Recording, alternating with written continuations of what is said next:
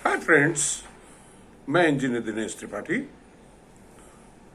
आज मैं आपसे मुखातिब इसलिए हो रहा हूं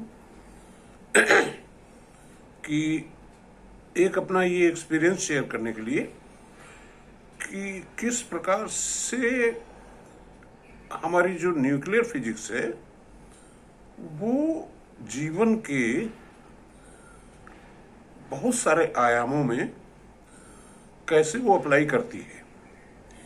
यानी कि न्यूक्लियर फिजिक्स के कुछ सिद्धांत अगर आप समझ लें तो जीवन के तमाम चैलेंजेस, राष्ट्रीय स्तर के, अंतर्राष्ट्रीय स्तर के और घरेलू स्तर के चैलेंजेस को मीट आउट करना आपके लिए बड़ा आसान हो जाएगा। इसके लिए आपको पूरा न्यूक्लियर फिजिक्स पढ़ने की जरूरत नहीं है। जैसे उदाहरण के लिए अगर आप चेन रिएक्शन समझ लें, देखिए चेन रिएक्शन वो प्रक्रिया है जिसमें एक सीमित गति का एक न्यूट्रॉन अगर एटम के न्यूक्लियस में घुस जाए तो वहां पे वो न्यूक्लियस को तोड़ देता है और तोड़ करके दो अलग अलग साइज के एटम्स या कई साइज के एटम्स बनाता है और कुछ उसमें से न्यूट्रॉन एक्स्ट्रा निकलते हैं, ऊर्जा भी निकलती है। और आइंस्टीन का जो E=mc² इक्वेशन है, इसमें m वही है जिस मात्रा का जो है इस रिएक्शन में विलुप्त हो जाती है, मात्रा वही ऊर्जा में परिवर्तित हो जाती है। इतना क्लिष्ट में जाने की जरूरत नहीं है, सिर्फ इतना समझें कि न्यूट्रॉन न्यूक्लियस में घुसा, उसने न्यूक्लियस को तोड़ा और जो अलग अलग मास के एटम बने उनका जो वजन है, वेट है या मास है, वो पहले वाले एटम से कम हो गया और उसमें कुछ तो न्यूट्रॉन भी निकले और जो न्यूट्रॉन न्यूक्लियस को तोड़ने में सक्षम न्यूट्रॉन होते हैं एक सीमित गति के, वो भी निकले और वो एक से ज्यादा निकले। यानी कि एक न्यूट्रॉन घुसा तो 1.5-2 न्यूट्रॉन उसने निकाल दिए जो रिएक्शन कर सकते हो। Like that it keeps on increasing.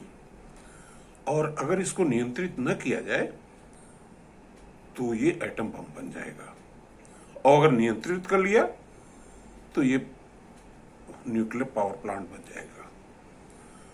उसी प्रकार से जीवन में जैसे पैंडेमिक आया, एक वायरस आया और एक वायरस ने अकेले ही कितने लोगों को प्रभावित कर दिया। अगर हम उसके नियंत्रित कर लेते, सीमित कर देते तो कम लोग प्रभावित होते। जहां पे अनियंत्रित रहा वहां पे ज्यादा लोग प्रभावित हो गए।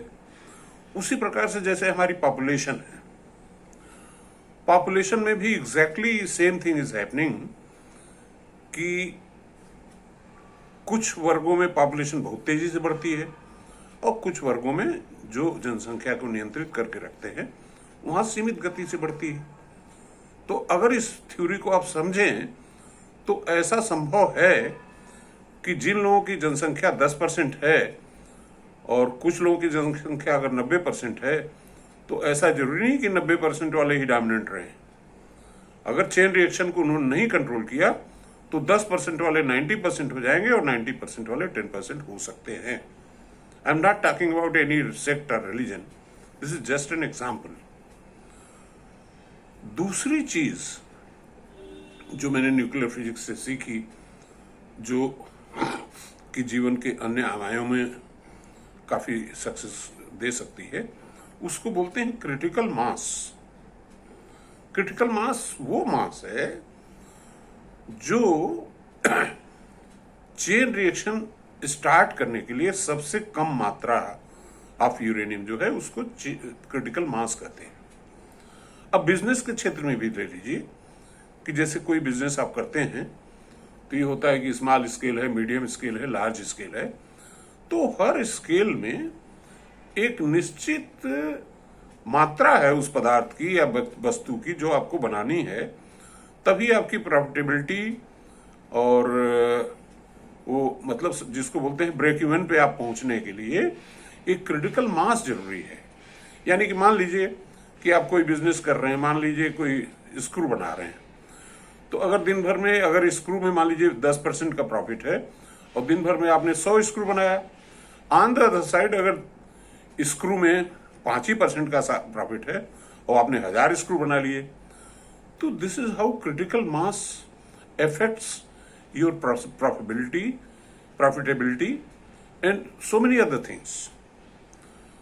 तो अभी तक तो मैं 2 ही चीज आपको बता रहा हूं, बहुत सारे ऐसे चैप्टर्स हैं जो हमारे जीवन के क्षेत्र में बड़ी बारीकी से लागू होते हैं और जिनको अगर हम समझ लें तो शायद हमारा जीवन और आसान हो जाएगा। धन्यवाद।